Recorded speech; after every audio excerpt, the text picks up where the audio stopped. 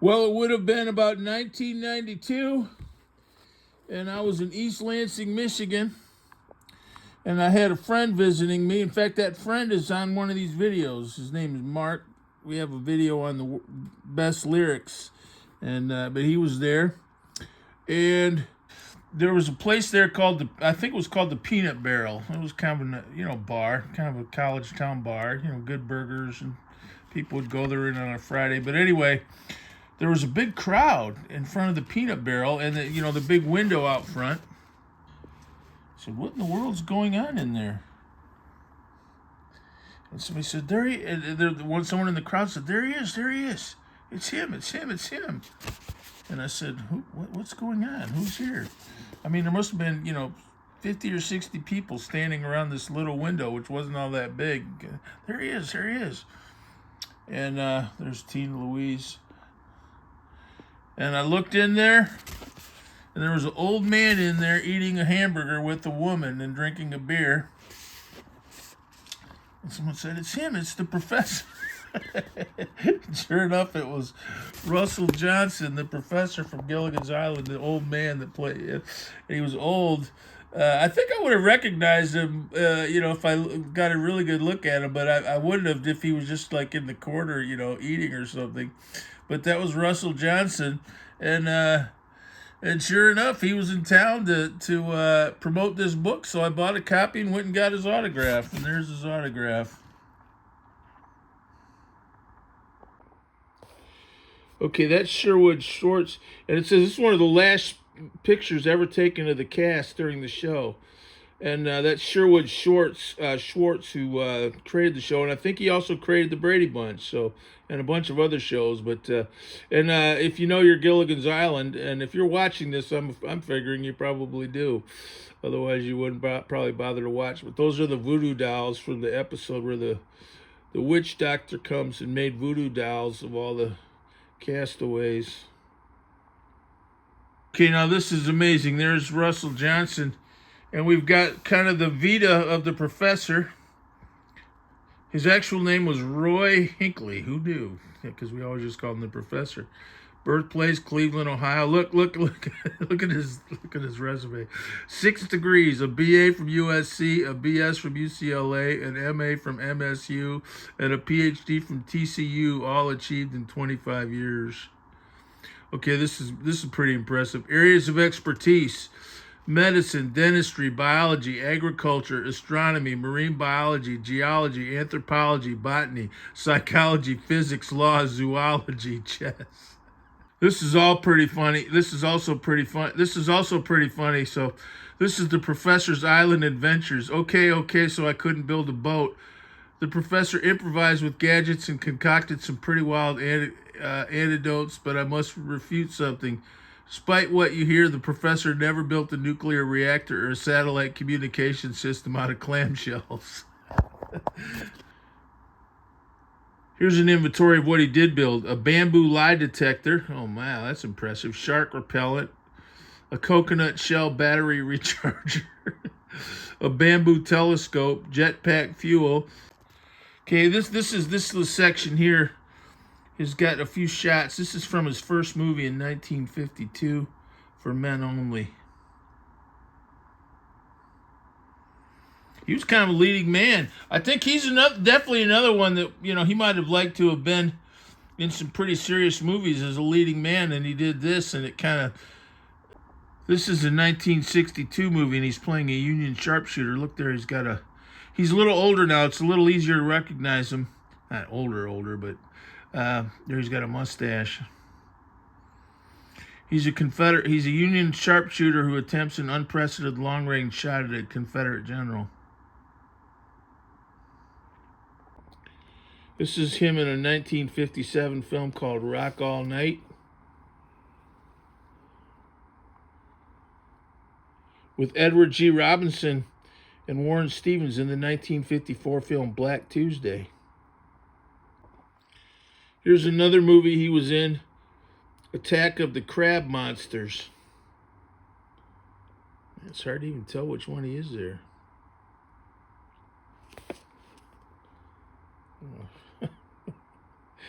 There's nothing like a crab monster that comes and grabs a woman in a bikini.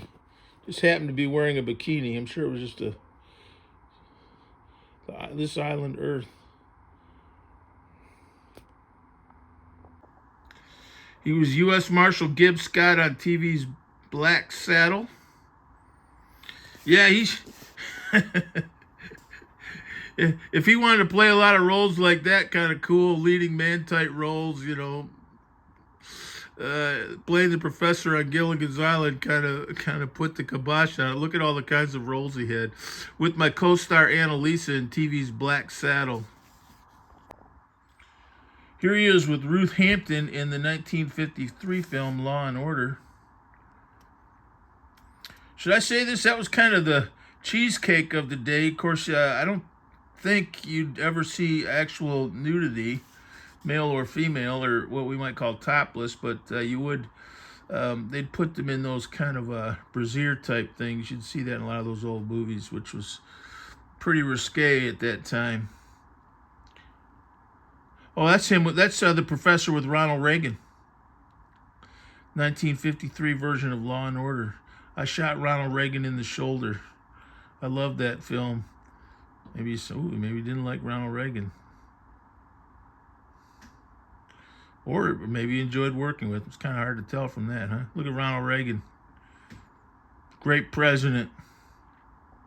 Here he goes through the Castaways. Alan Hale. What a great... You know what?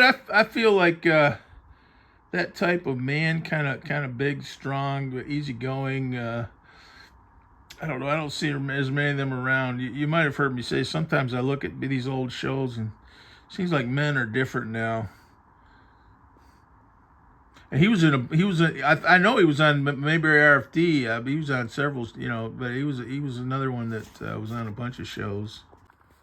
Here's Bob Denver, Toby Gillis.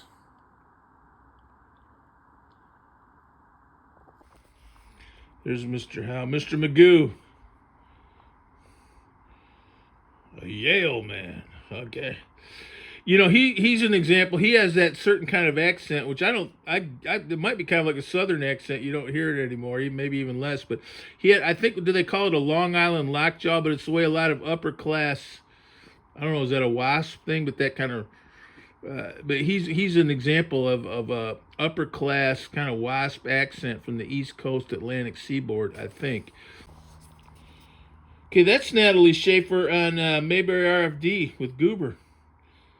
She played a socialite on Mayberry RFD. You know what? I know that show Mayberry RFD pretty well, and I don't seem to remember the character or the episode.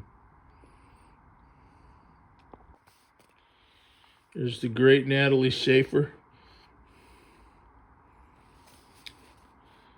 Said she had a little bottle of, it was called Castaway rum or something like that. It was real. She liked to drink her kind of quiet, discreet, but always she liked to have a drink on the show, like every day practically.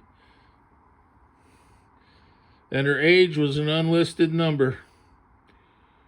But she was a very classy lady. You know, the way she talked and how, you know, that upper class way. That was her in real life. You know, I mean, she played a part in that show, but you know, it was also there were elements of her own persona in that character. Oh, it says Jim Backus based Thurston Howell III on a radio character he created in the 1940s named Hubert Updike. And I feel like the entertainment industry, those were all really professional people. Like those comedic roles, every one of those actors on Gilligan's Island was like a great character actor. They could do things like accents, different characters, and that's Jim Backus when he was younger with James Dean in Rebel Without a Cause. I think Jim Backus plays James Dean's dad. Here we go. Tina Louise. She is the only one left, Ginger. You know what? Several people made it sound like she was kind of standoffish and thought she was a bigger star than the others. I think she'd been more in more films and things. Like Dawn Wells was kind of just, I don't think she'd done much before Gilligan's Island. But whenever I see her on TV, she seems like a nice person. That's great. I guess we're allowed to say this. Beautiful woman. Oh, there's Tina Louise. I think they were careful to cover her belly button, which is kind of, isn't that also the case with I Dream of Jeannie? They would cover her belly button. That's the one where, isn't that the Jack and the Beanstalk episode? Oh, she tries to arouse a robot. Whenever there would be someone would come to the island, Ginger would always kind of sweet talk him and breathe in his ear a little bit and try to get the visitor, whoever that was, to go along with rescuing the castaways. And there would always be some mishap that prevented it at the end. There's Marianne, the Kansas farm girl. Also, I don't think they showed her belly button. Art nudes in full color. Look, he's kind of being a little snarky. Tina Louise was a top model in New York. Top model. Yeah, she's here. She's in a nudie magazine. I'm pretty, like I said, they did have, like Playboy back then, but it was pretty strict, and I think she was in some magazines like that. I think that Man magazine might have some nudes. Yeah, art nudes. Yeah, she Kansas farm girl, but definitely a model. Beautiful woman.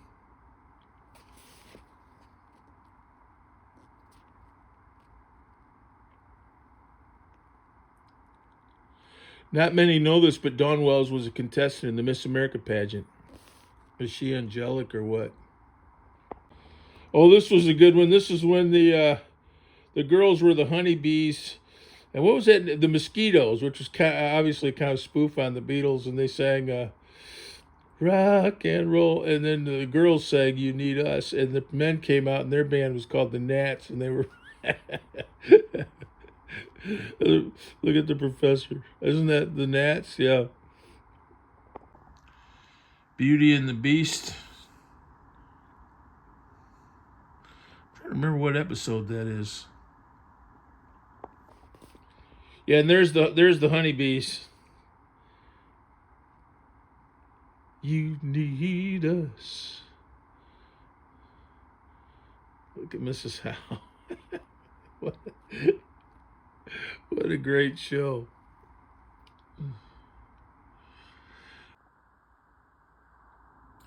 TV Guide. Do they still make TV Guide? Boy, that used to be in every home in the universe, but you think, man, things have changed so much with these cell phones, not to mention cable, but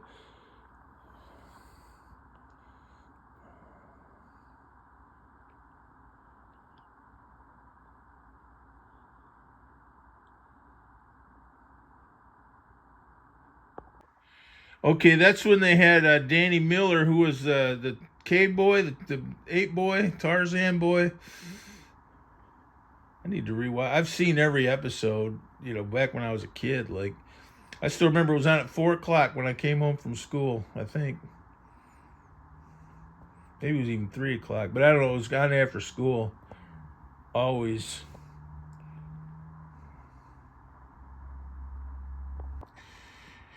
Well, they had all those dreams. I think that was in the last season, and sometimes when shows get a little older, they can lose their edge.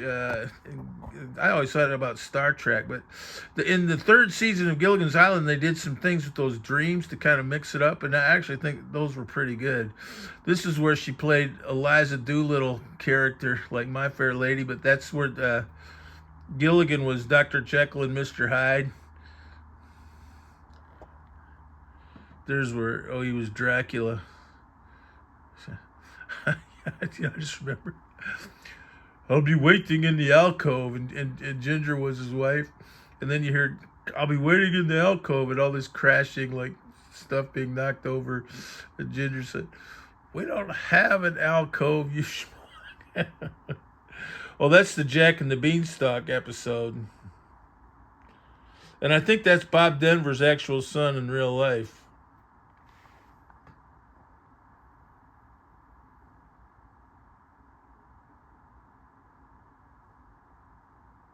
Cinderella. And I remember this. This is where it was in the first season, and they did Cleopatra. Or was it Julius Caesar? But anyway, it was a takeoff. And the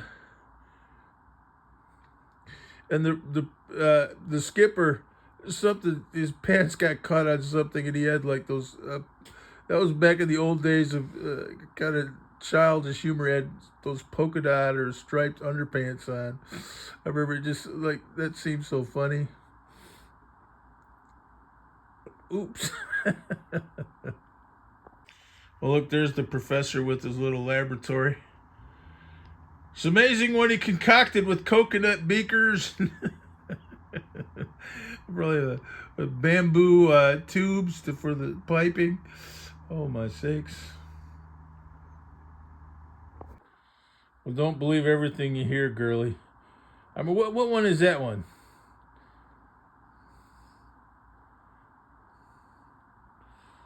Look at that.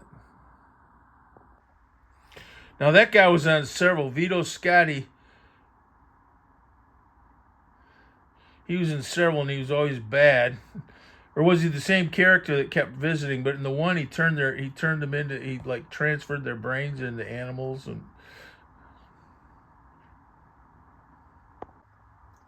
oh, that's Don Rickles, the kidnapper, Norbert Wiley.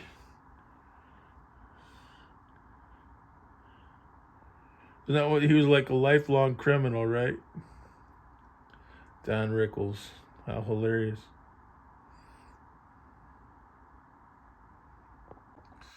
Now that's hilarious. That's Phil Silver. Phil Silver's his dress is production by Harold Hecuba. Directed by Harold Hecuba. Screenplay by Harold Hecuba. Written by Harold Hecuba. I asked to be. Oh, that was great. When they did Hamlet. Kurt Russell.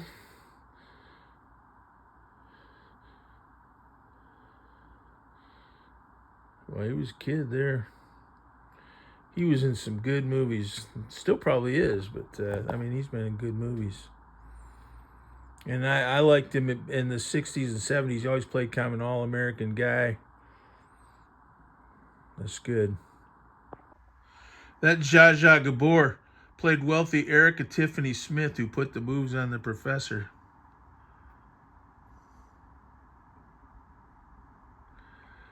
Zsa Zsa Gabor. Now, her sister was in Green Acres, but Zsa Zsa Gabor was pretty funny. She was one of those. She was in a movie called The Queen of Outer Space, but she was also one of those people where she was kind of famous for being famous. Like, and I mean, she was really famous. I was almost like Elizabeth Taylor. What did she actually do? I remember seeing her on Larry King, and she just had personality on top of personality. I remember talking about, this was when she was an old lady. She was talking about getting a chemical peel facelift. I just remember saying, it hurt like hell, but I was so pleased with the results. I remember saying that. It sounded funny. This is the Gilligan's Island cartoon, 1974. You know, I remember that. 1974, I was a young teenager, tween, and I think I was kind of aging out of cartoons. But I definitely used to watch Saturday morning cartoons, you know. Really even in high school, but definitely, you know, like when I was a kid, my sister and I would watch them every morning. They started like at 6 a.m. This one I think was a little bit later. And they don't have Saturday morning cartoons anymore, do they? A Gilligan's Island bubblegum. Gilligan's Island board game. Is that DVDs? VCRs. Gilligan's Island game.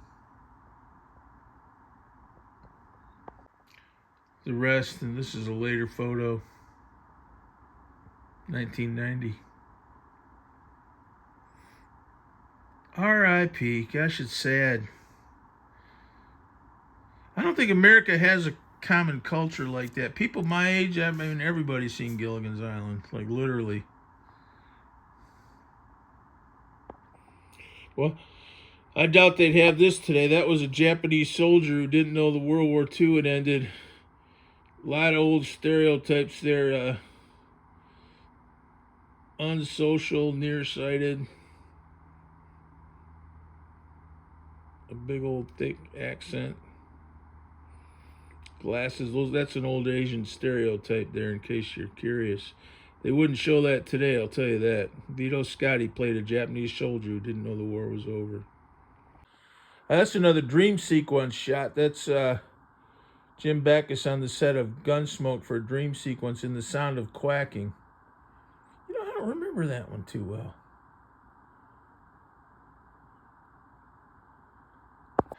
Oh, there's in that pilot Wrong Way Feldman. Remember he always flew the wrong way? Actor Hans Conried was our first guest star. Yeah, there'd always be some visitor to the island that it seemed like for a little while they'd get off and then there'd be some screw up. They never were able to. And he flew the wrong way. That which was his calling card. I don't know, somehow he kept his pilot license, kept flying the wrong way all the time.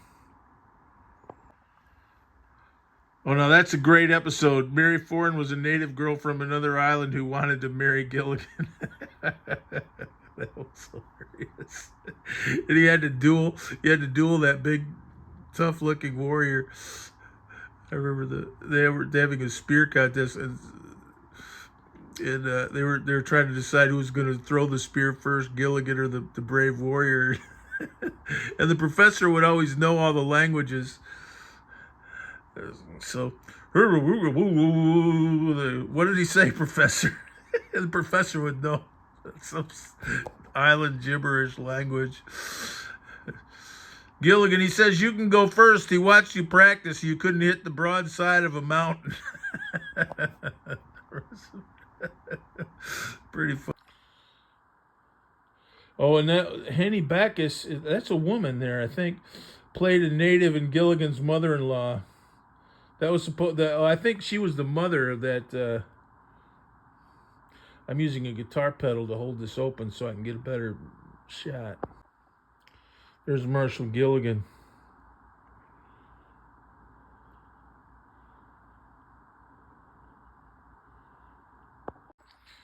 Lord Beasley. The Pussycat Swallowtail. To Lord Beasley. Long may to Lord Beasley, long may his butterflies fly. To Lord Beasley. He drank them all under the table, right?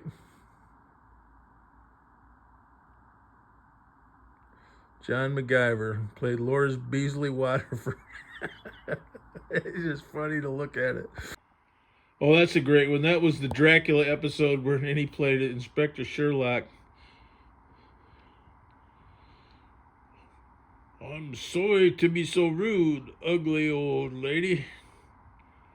And he played Sherlock Holmes with that old kind of London accent. See, all those people were like great, like professional actors. That's why those shows were so good. Well, this is the one where he plays Lord Admiral Gilligan and then pirates invade his ship. I remember that now.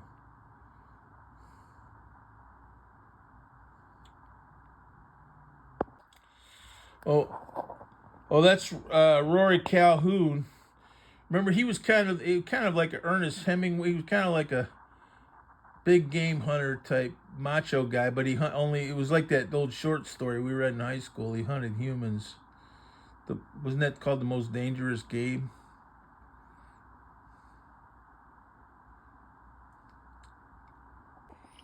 Well, that's Mr. Howe as the Prince to Mrs. Howe, Cinderella, and Lovey's secret admirer. Was that one of the ones where there were a couple where the Howe's marriage seemed iffy? Like in one, they said the minister that married them was never ordained or something like that. Mrs. Howe made him go sleep in another with the. I don't know. I don't remember. There were a couple where they were kind of on the outs a little bit, Mr. and Mrs. Howe. Oh, that's the one where he concocts a. Was it curare? I thought it was curare, but he concocted that potion and gave it to Gilligan so it looked like he was dead. And then he didn't have to marry that girl. He was supposed to marry that. Yeah, what a great show.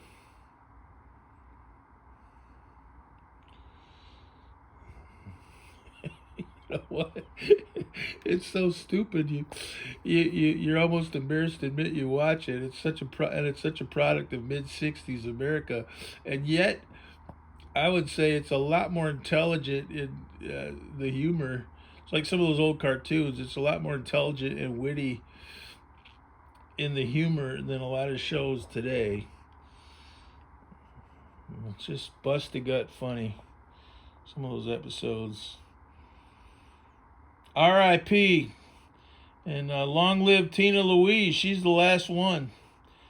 Take care, everybody.